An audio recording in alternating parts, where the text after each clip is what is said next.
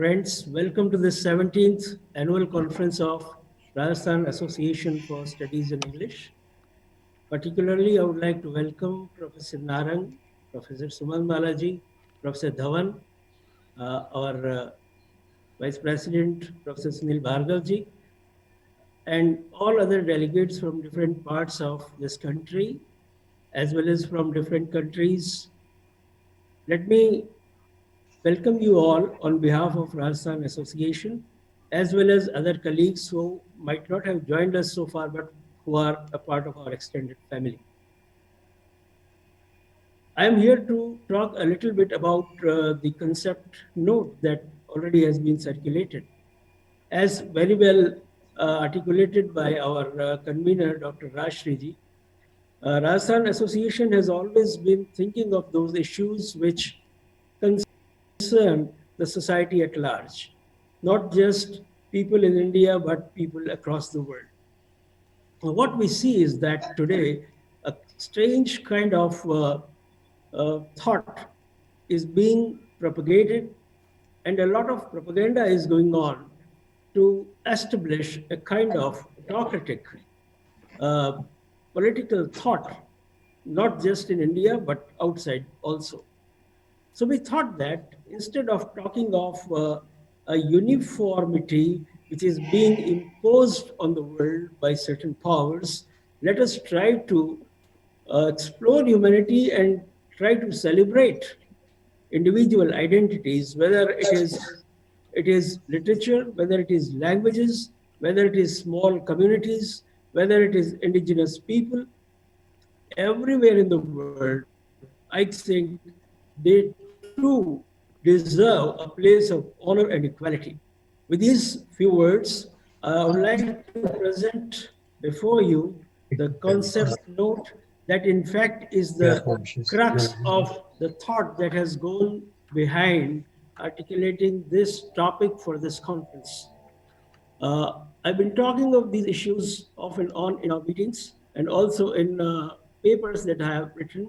I would like to say that globalization ushered in an era of fear of dispossession of individual spaces, leading to a strange kind of imposition of uniformity in all spheres of life.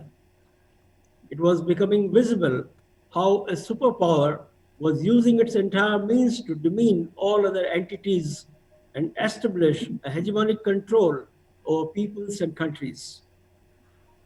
Over the years, this has percolated down to smaller countries, and the talk of national identities as central to political discourse is becoming evident.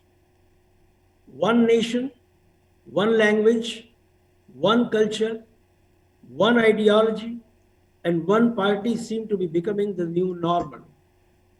The pandemic also seems to have been used by the power centers to consolidate their positions and curb the alternative voices. The world, however, has never been so in the past. This new normal is not normal. I would like to emphasize that. This new normal is not normal. Plurality is normal. Diversity is normal. Having different forms of life is normal. 1,000 multicolored flowers, they are normal. Uniformity is not. Existence of multiple voices, numerous colors, and varied fragrances make a world normal. Small things matter. Their presence makes the big ones big. This distinction of plurality and unity has been discussed at ontological and philosophical planes since long. In the Platonic view, pluralities are objects that partake in a form.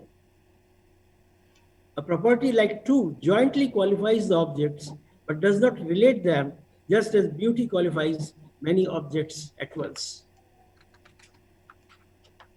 There is nothing peculiar to pluralities. Only those plurals that are relational seem to escape this view. Two individuals partake in the form of father of, but only one of them is legitimately described as father. Thus, individual entities get their identity in a plural society and do not face any crisis of existence. This is true in the sphere of literature too. It exists in different languages in various parts of the world. Every language represents a culture, a linguistic community. It gives expression to the individual voice of the author, as well as the collective voice of the community. It successfully expresses the emotions, thoughts, aspirations, and imagination of the people speaking that language. In that sense, no language is small and no language is big. The political power wielded by a linguistic community makes that language dominate others. In literature, a language with less number of speakers or politically marginalized linguistic community can also become important on the basis of literary creations in that language. The translation of literary works of a language build a bridge across cultures and helps the readers learn about that. In fact, the world has come closer through translations. It may be argued that translation from the source language to target language is accompanied by certain loss of meaning, but the fact is that this is immaterial in comparison to the gain one has in reading literature of a language that he doesn't know. This also enables one to know another culture and respect it. Translation manifests respecting the other. One attempts translation from one language to other only when he loves the two languages and wishes to engage with them. In Rajasthan Association for Studies in English, we have been honoring people who have contributed to creative writing in different languages. Not just writers of English, but we have honored people, felicitated them, and in fact felt ourselves felicitated in their felicitation. Writers like Daya Krishna Vijay, writers like our friend in Rajasthani who was felicitated in Bikaner. We have writers who have contributed to literature in Hindi and indigenous languages. So on various platforms, in various conferences, we have tried to live what we say. Not just people who have contributed to literary life, but also people who have contributed to the other spheres of art. We have tried to honor them, and through their honor, we have, in a way, got ourselves honor also. Many of our friends have written a number of papers related to translation, and I would just like to submit here very humbly that translation is certainly a very important bridge which connects people, which connects cultures. And therefore, when I talk of plurality, we try to access those people who are not accessible in their own languages. We try to access them through translations. So that is, in fact, an ideological position that we take.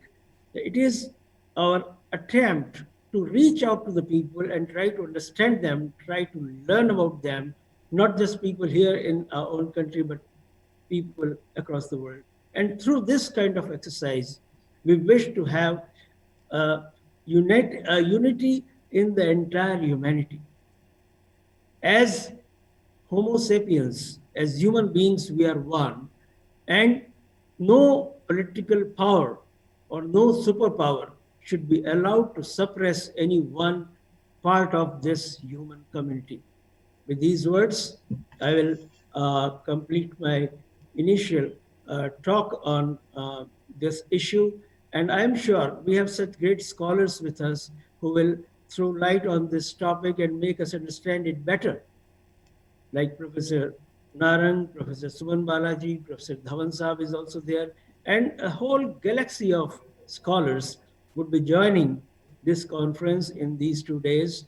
And it would be our attempt to understand this topic better, understand humanity better, and take our association forward with more wisdom, with more enlightenment, and with a will to do better for humanity in the times to come.